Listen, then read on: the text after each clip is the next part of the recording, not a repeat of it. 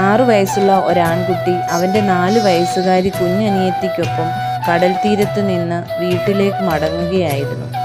അല്പദൂരം പിന്നിട്ടപ്പോൾ ഒപ്പം നടന്നിരുന്ന പെങ്ങൾ കൂടെയില്ലെന്ന് മനസ്സിലാക്കി അവൻ തിരിഞ്ഞു നോക്കി. റോഡരികിൽ കളിപ്പാട്ടങ്ങൾ വിൽക്കുന്ന കടയുടെ ചില്ലുകൂട്ടിനുള്ളിലേക്ക് അതീവ താല്പര്യത്തോടെ നോക്കി നിൽക്കുന്ന കുഞ്ഞനിയത്തിയെ കണ്ടു.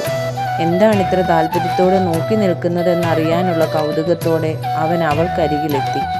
പെങ്ങൾ ചില്ലുകൂട്ടിനകത്തേക്ക് വിരൽ ചൂണ്ടി. മനോഹരമായ ഒരു ടെഡ്ഡി ബിയർ.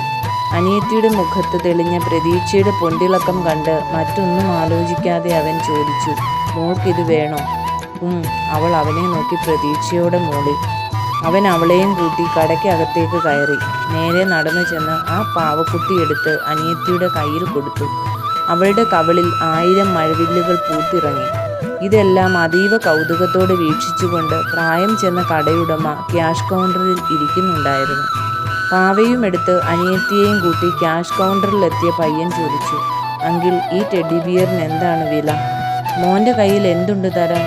ഏറെ സ്നേഹത്തോടെയും വാത്സല്യത്തോടെയും കടയുടമ ചോദിച്ചു.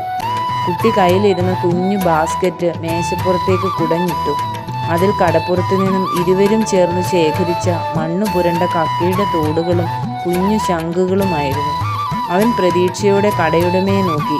കടയുടമ പണം എണ്ണിയെടുക്കുന്ന ജാഗ്രതയോടെ അവ എണ്ണി തിട്ടപ്പെടുത്തി എടുത്ത ശേഷം കുട്ടിയെ നോക്കി. കുട്ടി തെല്ലാശങ്കയോടെ ചോദിച്ചു, ഇത് മതിയാകാതെ വരുമോ? മതിയാകാതെ വരുമോ എന്നോ? സത്യത്തിൽ ഇത് ഒത്തിരി കൂടുതലാണ്. ഞാൻ ബാക്കി തരാം കേട്ടോ എന്ന് പറഞ്ഞുകൊണ്ട് 4 കക്കത്തോടുകൾ മാത്രം എടുത്ത് തൻ്റെ മേശവലിപ്പിലിട്ട ശേഷം ബാക്കിയുള്ളവ അവന് തന്നെ തിരിച്ചു നൽകി. അവൻ അത് ഏറെ ആഹ്ലാദത്തോടെ തിരികെ ബാസ്ക്കറ്റിൽ നിക്ഷേപിച്ച ശേഷം ആഹ്ലാദവതിയായ കുഞ്ഞു പെങ്ങളുടെ കൈ പിടിച്ച് യാത്രയായി. കുട്ടികൾ പോയി കഴിഞ്ഞപ്പോൾ കടയിലെ ജോലിക്കാരൻ അവിശ്വസനീയതയോടെ കടയുടമയെ സമീപിച്ചു. ഒരു വിലയുമില്ലാത്ത കുറച്ച് കക്കത്തോടുകൾക്ക് പകരം അങ്ങ് വില കൂടി ആ പാവ അവർക്ക് കൊടുത്തുവോ? വൃദ്ധനായ കടയുടമ ഒന്ന് പുഞ്ചിരിച്ചു. എന്നിട്ട് പറഞ്ഞു, നാം മുതിർന്നവരെ സംബന്ധിച്ച് അവ തീരെ വിലയില്ലാത്തതാണ്. പക്ഷെ ആ കുട്ടിയെ സംബന്ധിച്ച് വിലമതിക്കാനാവാത്തതും. ഈ കുഞ്ഞു പ്രായത്തിൽ പണത്തിൻ്റെ മൂല്യമൊന്നും അവൻ അറിയില്ല.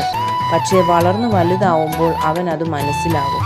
ബാല്യത്തിൽ ഒരു വിലയുമില്ലാത്ത 4 കക്കത്തോടുകൾ കൊടുത്ത് വില കൂടിയ ഒരു കളിപ്പാട്ടം അനിയത്തിക്ക് വാങ്ങിക്കൊടുത്തത് അവൻ ഓർക്കും. അപ്പോൾ തീർച്ചയായും അവൻ എന്നെയും ഓർക്കും. ഈ ലോകത്തിൽ നന്മയുള്ള ചിലതെങ്കിലും അവശേഷിക്കുന്നുണ്ടെന്ന് തിരിച്ചറിയുമ്പോൾ അവൻ്റെ ഉള്ളിൽ നന്മയുടെ ഊർജം നിറയും. തനിക്കും നല്ലൊരു മനുഷ്യനാകണമെന്ന ദൃഢനിശ്ചയം അവനുണ്ടാകും. നാം ചെയ്യുന്ന നല്ല പ്രവൃത്തികളാണ് ലോകമാകമാനം പ്രകാശം പരത്തി പടർന്നു പന്തലിക്കുന്നത്.